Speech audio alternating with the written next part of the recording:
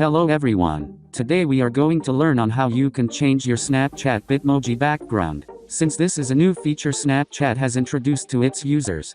And it's a very rare unique to find on other platforms. So in today's video I will be showing you how all that is done. All you have to do is simply open Snapchat.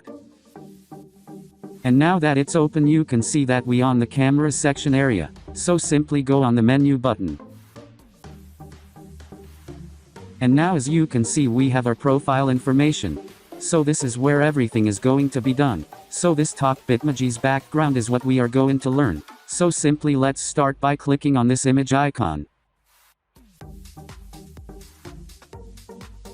And now that it's open, you can see all these tools based on background to work with. So if you click at any background, you will immediately see that it applies. So simply slide down and try find the background you would like to use.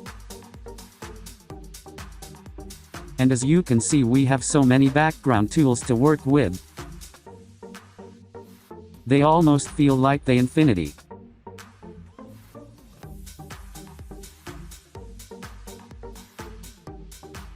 So after selecting the one you like, simply and click on Save.